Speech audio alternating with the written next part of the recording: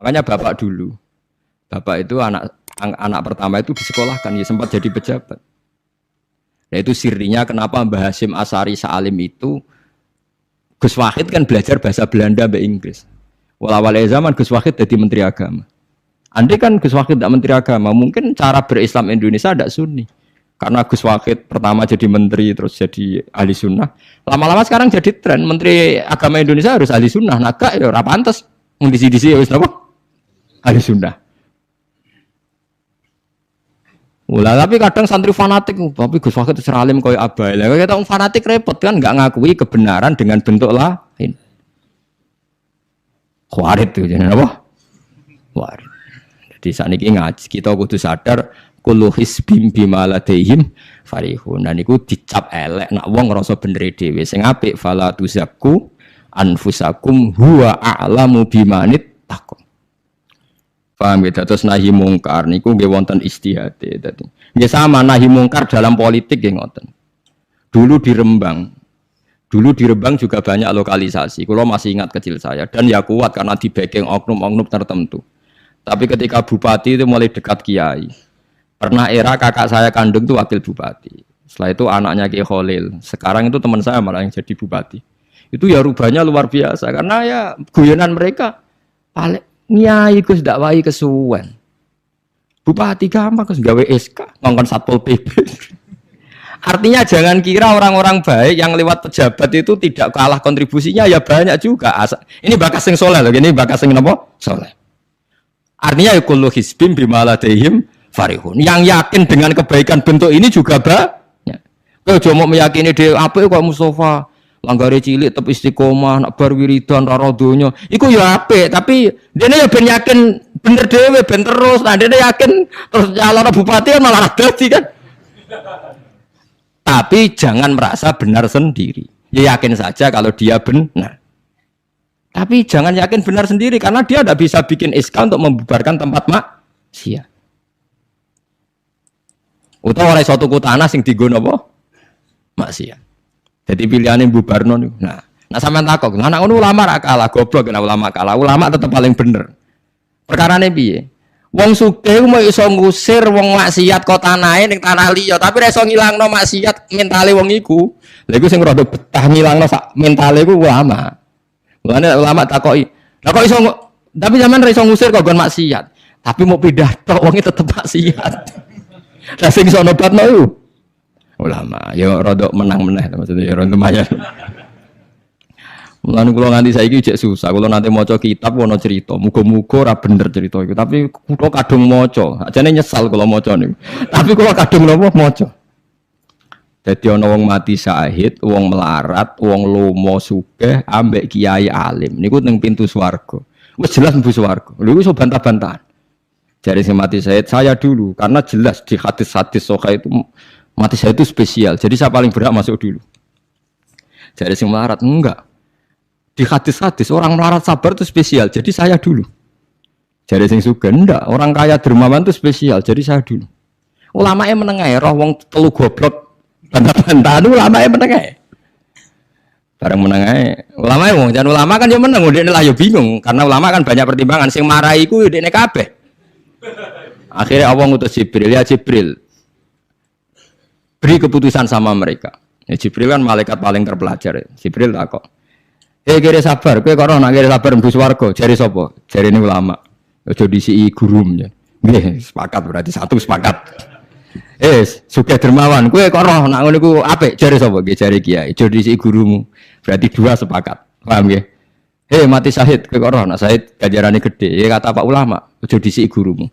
3 orang ini sudah ikhlas ulamanya dulu karena 3 orang tahu itu dari apa ulama ya berarti sepakat kan ulamanya dulu ya Jibril kita sepakat ulamanya saya gelem masalah sing mondokno kula niku gitu-gitu sampai sing marat niku grutu sung-sung menangan mulai donya kan itu akhirat karena deh sing ulama iku ora wani disi sing biayai iku ora wani kenapa kok mandek niku Jibril sing biayai kula niku akhirnya balik si menang kan sama seperti hukum dunia kan wong sugih menangan Bae kula cerita iku muga-muga ora tenan. Iku kula kadung maca, ora digetun kula. Maca cerita niku. Karena akhirnya ulamanya kalah kan. Pas padahal 3 orang ini sudah sepakat. Cara kula ulama pokoknya mlebu ayo syarat terang. Artinya terus mlebu nae ora usah nerangno. Wong sing biayai yo mesti swarga ya to nggih. Mau urutan-urutan ngono ora terus mlebu neraka kan ya mboten. Mau urutan mawon kok gegere. Tapi lewat ngaji ini Anda menjadi tahu. Jadi yang biasa toreko, biasa wiridan, jangan menafikan orang-orang soleh yang mungkin meyakini ada efektivitas pakai kekuatan politik dan harta. Paham ya? Nyatanya ya iya. Misalnya tanah-tanah yang potensi nggo maksiat, sampean tuku ya nggak mungkin tiga maksiat. Kulo aja eling. Kulo nu gak ada guru kulo nu kata. Di antara ini saya punya guru. Punya tanah luas di perbatasan, luas sekali. Itu zaman itu mau dibeli Cina itu 2 miliar. Yang zaman itu harga rata-rata sekitar 700 juta. Mau dibeli 2 miliar. Itu beliau tidak boleh. Bilang sama saya, nak nganti dituku Cina, perbatasan, nak tinggal lonte dosaku rak nganti mati. Wes melarat-larat bakal takdol. Jadi banyak juga orang yang meyakini adol tanah ning wong sing potensi digo maksiat itu dosa gede. Nah, suatu saat ini kejadian lagi dan beda lagi. Ini ya guru saya tapi beda lagi. Ada orang punya tanah yang potensinya itu hanya 100 juta karena yang beli Cina dijual 200 juta. Satu keluarga haji semua. Dipakai haji. Itu semua keluarga kiai ini tidak ada yang datang. Kowe iku atuk ora kaji, timbang kaji tanah mbok dol Cina sing potensi digo maksiat. Tangisan deh. Dibatal oleh Raisa. Artinya banyak juga orang yang punya strategi sampai begitu, nganggep begitu itu jihad, menguasai tanah itu apa? Jihad. Karena dengan kita kuasai untuk sujud ya kita, yang taat ya kita, mengendalikan untuk apa juga kita. Oke, dengan kita punya kan mengendalikannya ya kita, untuk apa ya kita. Dengan tidak punya, ya tidak kita kan. Nah, nanti cerita itu kan terus wong melarat kados kula rugen kan musibah tenan. Wong kula yo ora tau duwe akeh. Tapi masalah kula rapati nyesal. Misale kula niku kan terus lewat jalur ulama. Sing nyesal kan rugen. Jalur apa terus? Wiridan kan, wiridan ra kuat suwe sekondo kula. Kula dijajahi toreko ora tau tak lakoni, Gus. Kula nak wiridan mboten apa betah. Terus jalur apa? Kira sabar mau kan. Lah iku kudu ikhlas kalah meneh ning swarga, paham ya? Kok kiai ini ya di sana sama, wong sugih. Tapi cerita itu yo aku ya ora percaya, tapi masuk akal. Kulo niku yo wah. Sampeyan percaya gak? Ibu ora roh mawon niku terus ora kulo ibu ora roh. Jadi niki ngaji penting nggih ben mboten falatusaku anfusakum. Wong ora usah sok suci. Kebenaran toreko itu ya benar, orang fikih ya benar, orang wiridan yang benar. Tapi sebetulnya mungkin pejabat yang kita kira dekat dengan syubhat itu juga banyak amalnya kan, karena mereka bisa bikin SK berapa ratus tahun doli gara-gara SK-nya wali kota iso dibubar. Sama tak ceritani, anaknya Yusuf Qaradawi yang terkenal ngarang fiqh zakat itu akrab sama Sutioso. Saya dulu itu ikut proses menerjemah fiqh zakat. Memang saya ada orang politik juga enggak orang kaya, tapi saya ikut proses. Hanya saya di antara tim yang ikut menerjemah.